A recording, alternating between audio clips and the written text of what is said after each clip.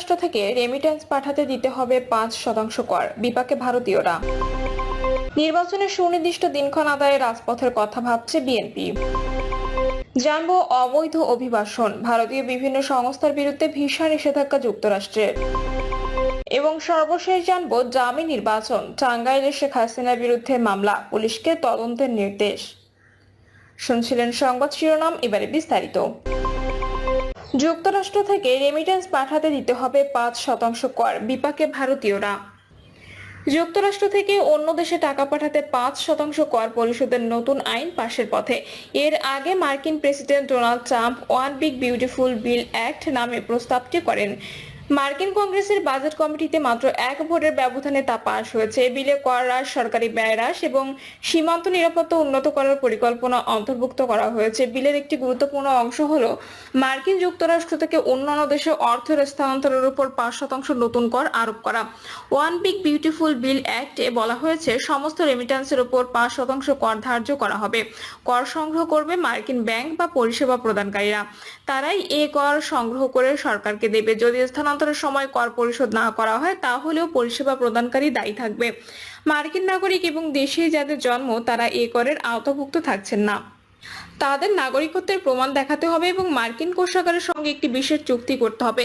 প্রেরিত অর্থের পরিমাণের উপর ভিত্তি করে এ বিলে কোনো কর ছাড় দেওয়া হয়নি। এর অর্থ হলো প্রেরক যদি মার্কিন নাগরিক না হন তবে ছোট স্থানান্তরের উপরও কর আরোপ করা হবে। এর ফলে সবচেয়ে বেশি ক্ষতিগ্রস্ত হবে ভারত, কারণ ভারত আমেরিকা থেকে সবচেয়ে বেশি পরিমাণ রেমিটেন্স পায়। বিলটি এখন যুক্তরাষ্ট্রের কংগ্রেসে পূর্ণাঙ্গ ভোটের অপেক্ষায়। পাশ হলে যুক্তরাষ্ট্রে থাকা প্রায় 45 লাখ ভারতীয় এর অর্থনৈতিক ও সামাজিক জীবনে বড় প্রভাব পড়তে পারে। নির্বাচনের সুনির্দিষ্ট দিনক্ষণ আদায়ে রাজপথের কথা ভাবছে বিএনপি। বিএনপি সহ রাজনৈতিক দলগুলো অব্যাহত দাবির মুখেও মেয়াদের 9 মাসেও জাতীয় নির্বাচনের সুনির্দিষ্ট রোডম্যাপ ঘোষণা করেনি ডক্টর মোহাম্মদ ইউনূসের নেতৃত্বাধীন অন্তর্বর্তী সরকার। এমন অবস্থায় নির্বাচন নিয়ে গভীর ষড়যন্ত্র দেখছে বিএনপি। দলটির সর্বোচ্চ নীতি নির্ধারণী ফোরাম জাতীয় স্থায়ী কমিটি মনে করে অন্তর্বর্তীকালীন সরকারের একটি অংশ ক্ষমতায় থাকতে নানা অজুহাতে নির্বাচন পিছিয়ে দেওয়ার চেষ্টা করছে। সম্প্রতি অতীব গুরুত্বপূর্ণ নয় এমন কিছু ইস্যু নিয়ে হঠাৎ করে নানা পক্ষের মাঠে আন্দোলনে নামার ঘটনাকে সন্দেহের চোখে দেখছে তারা। তাই অন্তর্বর্তী সরকারের উপর চাপ বাড়িয়ে আগামী জাতীয় সংসদ নির্বাচনের সুনির্দিষ্ট দিনক্ষণ আদায়ের দাবিতে রাজপথে নামার কথা ভাবছে দলটি। কি ধরনের কর্মসূচি করা যায় তা নিয়েও আলোচনা চলছে। তবে সেই আন্দোলন যাতে কোনো অবস্থায় সংঘাতের দিকে না যায় সে বিষয়ে সর্বোচ্চ গুরুত্ব দেওয়া হচ্ছে। বিএনপি নেতারা বলছেন আগামী 2 মাস দলের সদস্য সংগ্রহ কর্মসূচি চলবে আর তার মাধ্যমে দলকে আন্দোলনের জন্য প্রস্তুত করা হবে। সেই প্রস্তুতির অংশ হিসেবে অঙ্গ ও সহযোগী সংগঠনগুলো যে তারুণ্যের সমাবেশ রয়েছে সেসব কর্মসূচির মাধ্যমে দলের তরুণ কর্মীদের মাঠে নামানো হবে। ইতিমধ্যে চট্টগ্রাম ও খুলনায় যৌথভাবে বিশাল সমাবেশ শেষ করেছে জাতীয়তাবাদী যুবদল, স্বেচ্ছাসেবক দল ও ছাত্র দল। পূর্ব ঘোষণা অনুযায়ী বগুড়া ও ঢাকায় সমাবেশ হবে। সর্বশেষ ঢাকার সমাবেশে বড় ধরনের লোক সমাগম করবে।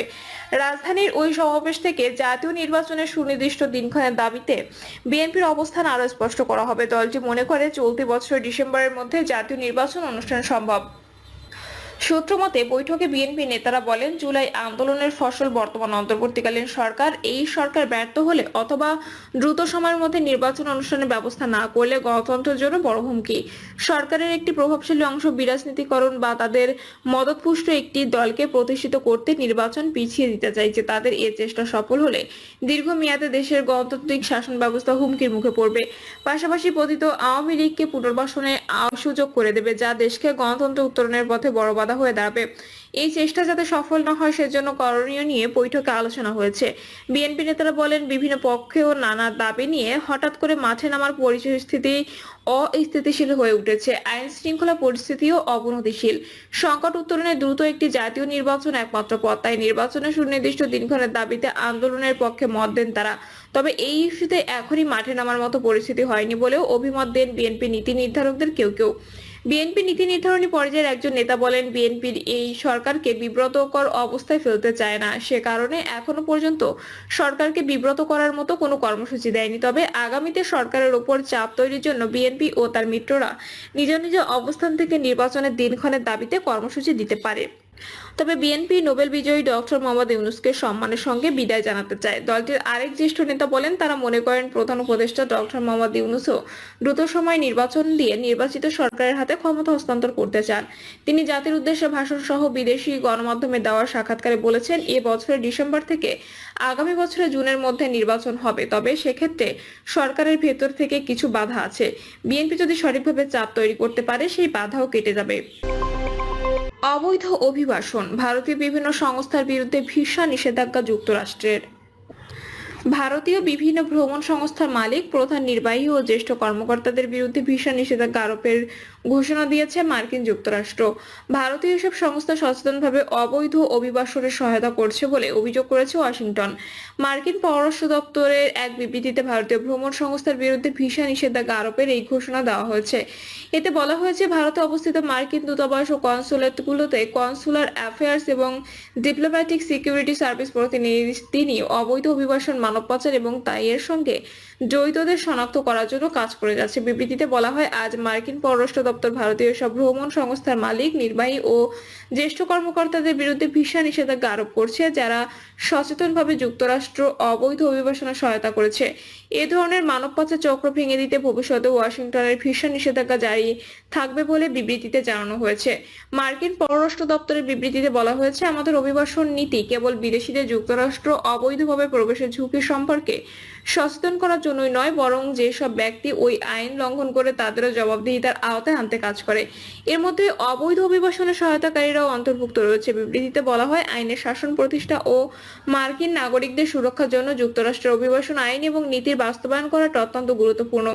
এছাড়া এই ভিসা নিষেধাজ্ঞায় বৈশ্বিক এবং এমনকি যারা সাধারণত ভিসা ওয়েভার প্রোগ্রামের আওতায় পড়েন, তারাও নিশানা হবেন বলে জানিয়েছেন যুক্তরাষ্ট্রের পররাষ্ট্র দপ্তর। ডামি নির্বাচন, টাঙ্গাইলে শেখ হাসিনার বিরুদ্ধে মামলা, পুলিশকে তদন্তের নির্দেশ। পতিত আওয়ামী লীগ সরকারের আমলে 2024 সালে ডামি নির্বাচনের আয়োজন এবং ভোট চুরির মাধ্যমে আওয়ামী লীগের মনোনীত প্রার্থীকে এমপি নির্বাচিত করার অভিযোগে টাঙ্গাইলে সেই সরকারের প্রধানমন্ত্রী শেখ হাসিনার বিরুদ্ধে মামলা করা হয়েছে। সংশ্লিষ্ট আদালতে ম্যাজিস্ট্রেট ডুমেলিয়া সিরাজাম মামলাটি আমলে নিয়ে ভুয়াপুর থানার ওসিকে তদন্ত করে প্রতিবেদন দাখিলের নির্দেশ দেন। মামলার বাদী কামরুল হাসান টাঙ্গাইল উপজেলার ভারই গ্রামের মৃত মমতাজ উদ্দিন আহমেদের ছেলে। মামলার আসামি তালিকায় শেখ হাসিনা সহ 193 জনের নাম উল্লেখ করা হয়েছে। এছাড়া অজ্ঞাত আসামি করা হয়েছে আরো 150 থেকে 200 জনকে। বাদী মামলায় উল্লেখ করেন, আমাদের শত্রু রাষ্ট্র ভারতের নির্দেশক্রমে শেখ হাসিনার জন্য অন্য আসামিদের সাথে যোগসাজশ করে বিগত 2024 সালের 7 জানুয়ারি একটি ডামি নির্বাচনের আয়োজন করেন। বাদী কামরুল হাসান ভুয়াপুরের আলোয়া ইউনিয়নের ভারই উচ্চ বিদ্যালয়ের কেন্দ্রের ভোটার ছিলেন। তিনি অন্য ভোটারদের সাথে ওই কেন্দ্রে ভোট দিতে গেলে আওয়ামী লীগ ও ছাত্রলীগের সন্ত্রাসীরা তাদের উপর হামলা চালায়। আসামিরা তাকে মারপিট করে এবং হত্যা হুমকি দেয়। নির্বাচনের পুলিশ ও প্রিজাইডিং অফিসারের সহায়তায় আওয়ামী লীগের সন্ত্রাসীরা ভোট কেন্দ্র দখল করে জোরপূর্বক নৌকা মার্কায় সিল মেরে বাক্স ভর্তি করে। এভাবে অন্যের ভোট চুরি করে টাঙ্গাইল 2 আসনে আওয়ামী লীগ মনোনীত প্রার্থী তানভীর হাসান ছোট মনিরকে এমপি পদে নির্বাচিত করা হয়। এতে দেশ ও জনগণের ব্যাপক ক্ষতি সাধন হয়। প্রিয় দর্শক, এই ছিল এখনকার সর্বশেষ সংবাদ। আপডেট সব সংবাদ পেতে চ্যানেলটি সাবস্ক্রাইব করে বেল আইকন